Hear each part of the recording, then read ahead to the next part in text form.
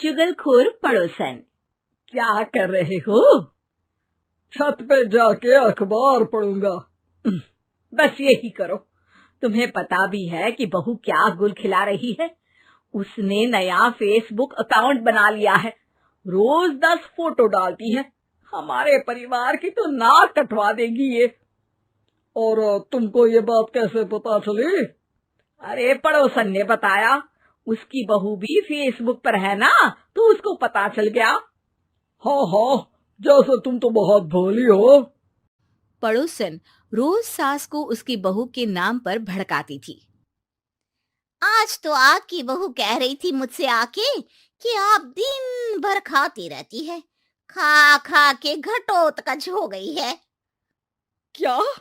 उसने मुझे घटोत्कच बोला? अरे वो खुद ना कटी सुपर्णखा है। आप कह रही हो तो सही होगा, लेकिन आप उसको बताना मत कि मैं ये सारी खबरें आपको देती हूँ। शाम को जब बहू पड़ोसन के पास जाती है, आज तो तेरी सास तुझे सुपर्णखा कह रही थी, कल ताड़का भी कह देगी।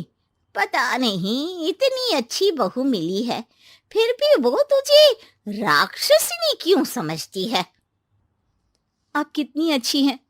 आप मेरी सास की हर बात मुझे बता देती हो, वरना मुझे पता ही नहीं चलता कि वो मेरी पीठ के पीछे इतनी बुरी बात करती है।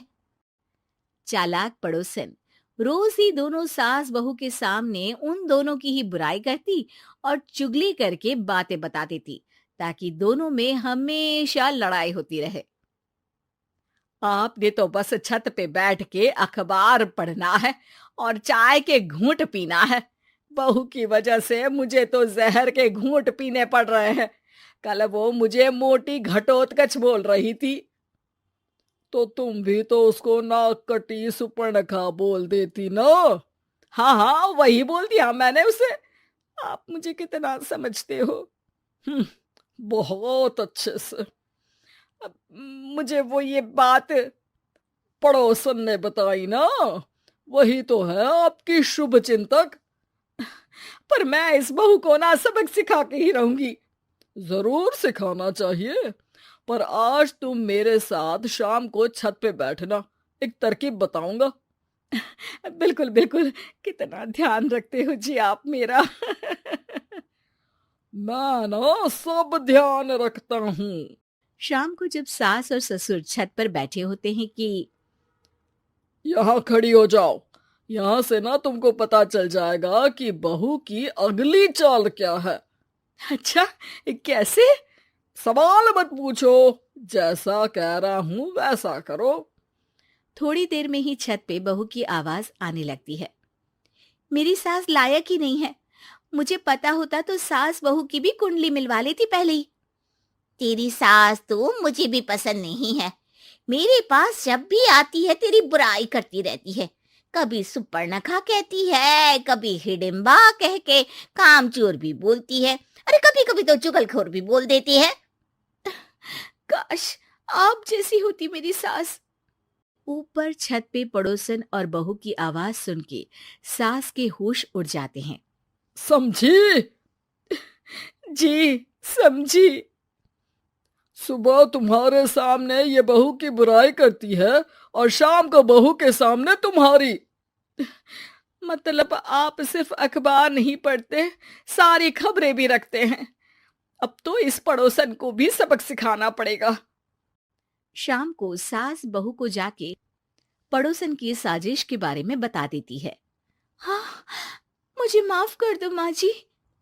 तुम भी अपनी माँ जी को माफ कर दो, इन्होंने भी तो तुमको बहुत कुछ कहा है। अरे बस बस, अब ये सोचो कि पड़ोसन को सीधे कैसे करना है। अगले दिन सुबह पड़ोसन सास का इंतजार कर रही होती है, लेकिन वो देखती है कि वहां सास और बहू एक साथ आ जाते हैं। अरे अरे आज दोनों एक साथ। हाँ, सोचा कि बहू की पीठ पीछे बुराई करने से क्या फायदा, मुंह पे ही बोलती हूँ मैं। हाँ, मैंने भी सोचा आपको 2 बार मेहनत करनी पड़ती है, एक ही बार में काम खत्म कर लोगी। हैं? वो मैं आप लोगों को कैसे पता चला? क्योंकि ऊपर वाला सब देख रहा है। पड़ोसन ऊपर देखती है, वहां ससुर खड़े होकर हंस रहे होते हैं। मतलब आप हमारी बातें सुन लेते थे? हाँ, सुन लेता था और मजे भी लेता था। आपको तो शक नहीं होना चाहिए। क्या चाल खेली है आपने, एकदम सास बहू के सीरियल जैसी। तो बताओ पड़ोसन जी, मेरी बहू ने आपसे अब मेरे बारे में क्या बोला? यही बोला कि सास बहुत अच्छी है, बहुत ध्यान रखती है। अच्छा, और सास ने मेरी क्या बुराई की? नहीं ना की बुराई, हमेशा तारीफ करती है। भगवान सबको ऐसी सास दे। मेरी गलती है जो मैंने आप लोगों में आग लगाने की कोशिश की। पर छत पे लगा हुआ सीसीटीवी, यानी कि शर्मा जी सब देख रहे थे। हाँ जी, मुझे माफ कर दीजिए।